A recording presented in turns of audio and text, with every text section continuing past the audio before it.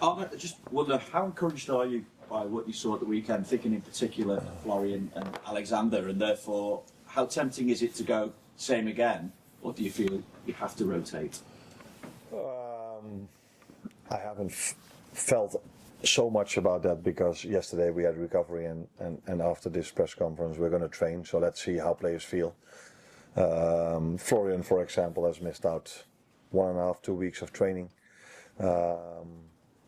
So for him to already play so many minutes was a good thing, and to this day we have played, and Joe Gomez is one of them. So let's see. It was encouraging to see Florian playing that well, but it's not the first time he played well for us. Maybe the first time other people noticed, but I've seen him playing well for us many times already. And for Alex to score his first goal is also very positive. Also a player who couldn't play, I think, 5 to 10 more minutes than he played. Because he told me yesterday that he felt a little bit of cramp coming up already. So another player where we should see how he does when he trains today. I'm assuming though that Mo wasn't happy about being left out. Therefore, what's his reaction been like since? What kind of conversations have you had with him? No, that's a fair assumption, and that's a normal reaction from a player that's good enough to play for us. And then I say it mildly because he's been so outstanding for this club for so many years and will be for us in the future.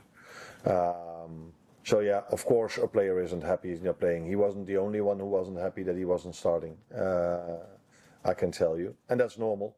But the way he behaved was as you would expect from a professional he is, but he was very supportive for his teammates, handled himself really well during the day and yesterday in the session as well.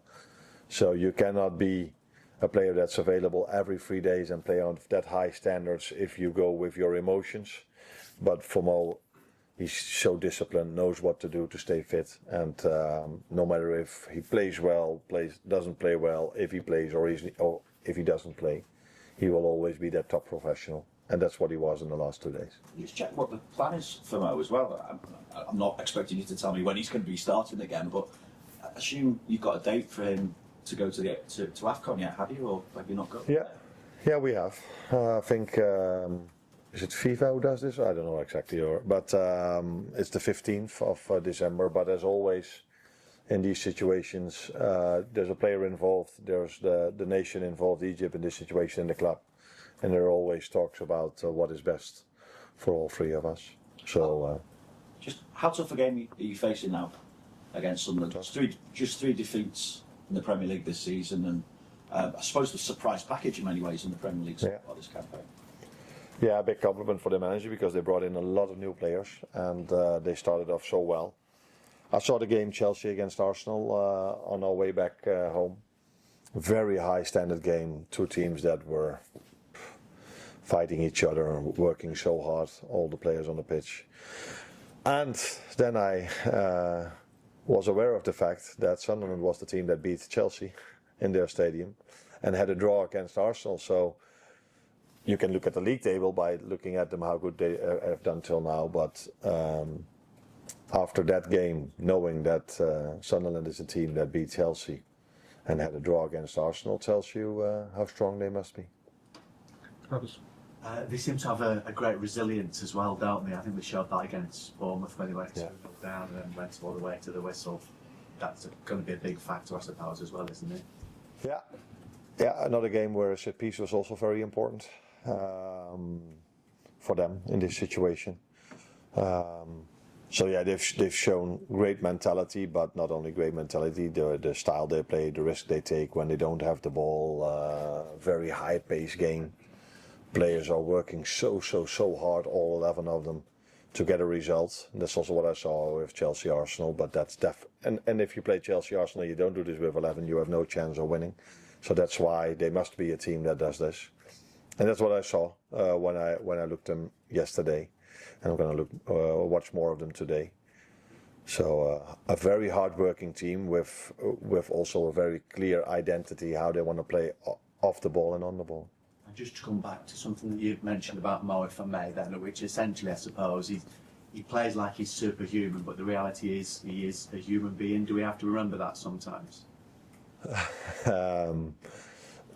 Fortunately, for the time I've been here, I didn't have to remember you to that because he's been a superhuman being, or what was your words? Superhuman being. But as all players around the world, there are also phases in your time at the club that you are human, is the way you put it. And but yeah, he scored so many goals for us, and I'm sure he will in the future. Thank you. Carl? Can I just clarify, the 15th December date, is that negotiable? You were suggesting there may be some movement around that, possible movement around that? I think the way we've worked at this club, and I've worked in the past, is always that there is a communication between all three, the player, the club, and the country. So that's nothing new. That's always the same. Also when they come back, when they go. So, but I think is it FIFA what it is? FIFA, yeah. They've said the 15 is the last date. I assume a player has to be released. So would that mean, even if it wasn't a negotiation, he'd be available for Brighton and then go, or would he go before the Brighton game? What is the date we play Brighton? Is 15 the day? 13. There's your answer then. Yeah. Can I just check as well then, you touched already the likes of Isaac, Wirtz and Gomez and their fitness status. I presume is it not possible for them to play 3 games in a week, and if that is the case, then you have to make a decision on which game they out of the next 2 they play? I think they're not able to play 3 times 90. That's for sure. And now I have to wait and see how they feel today, if they're able to play tomorrow from the start again. But that all 3 of them can be involved in all 3 games. If they don't get an injury, that's a fair assumption to make. Arden? Just with Mo in mind again, is there sort of an indication from your end that the next week or so you could perhaps try out a few things to see how the team copes with that more? No, I think in a few weeks he's already at the African Cup of Nations. So we have to find then a way to play without him because he's not there. That's true. Yeah.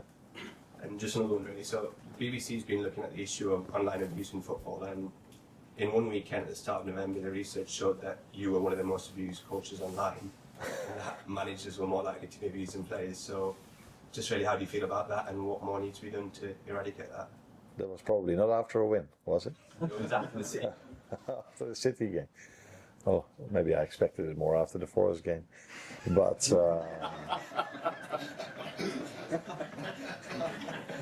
I think it's abuse is never a good thing. Not if it's about me, if it's about the players, if it's about other managers. That we are criticized, that's completely normal. Even if we are winning, I think this happens. But if it starts with abuse, it's not a good thing. But I am not a social media person. I don't have a social media, so I'm not aware of it. But I'm not stupid. I know it's there. I would be the first manager in history. No, not in history, because it's only recently that managers get abuse online. That if you start to lose, yeah, you're aware of the fact that people are not happy with you. But abuse is definitely not a good thing. But what I notice, what I feel, is the support the fans give me in the stadium, because even at 0-0, the fans were singing for the team, but also for me. So that's the support I feel. But I'm not surprised that after our results that there's abuse. But that's in general, that's something that should not happen, but unfortunately does happen. Can we just ask about Joe, because he's had such a tough time over the past few years with injuries and things like that, maybe a little bit unlucky, but comes in on Sunday and doesn't put the foot wrong. How important is it to have not just a player like that, but a character who can come in and do that kind of job for you? Yeah, it's a skill set he has that after a long time not playing, you can play him again and he just performs as he did before that. And that's something that's not easy, because I've worked with more than a few players that after a certain amount of time without playing, it's difficult for them to get to a certain standard again. So it's definitely one of his skill sets. I also think it was really helpful for him that Dominic Szoboszlai helped him out a lot because, like you said, Joe did really well, but he got a lot of help from Dominic as well. Oh, Hi, Arne. You mentioned there about the support from the crowd in the game against West Ham. I want to think about the last time Liverpool were at home, particularly speaking about fast starts that we did last time, a couple of weeks ago.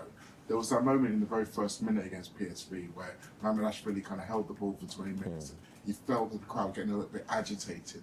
Against a team like Sunderland, who are going to be quite aggressive and they're pressing quite high, how important do you think it is to try and set the tone with how you play, to try and get that atmosphere going, get everybody on side?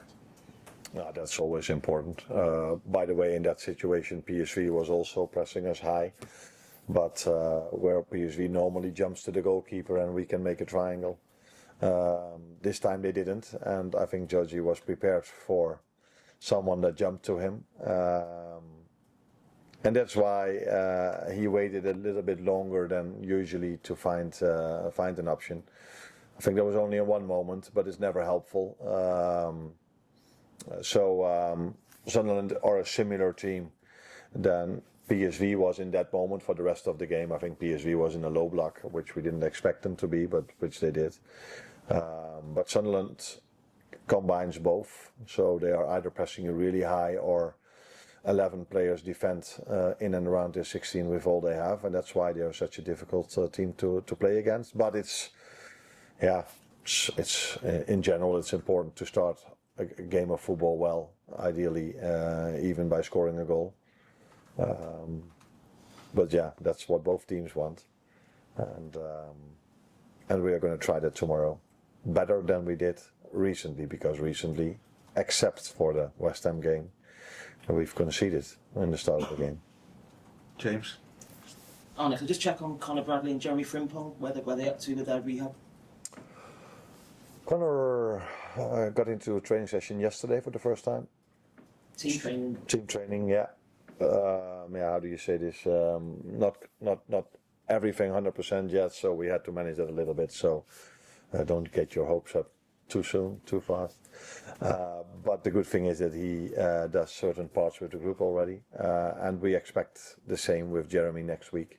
So the two of them come back, but unfortunately, we play a lot of games in the upcoming way. So Jeremy, if he's training with us next week, he will miss out on 3 more games, for example. Yeah. But the two of them come back. With Conor, do you think tomorrow will come too soon, but maybe the weekend could be available for Leeds? Yeah, I hope he will be available for Leeds. Yeah.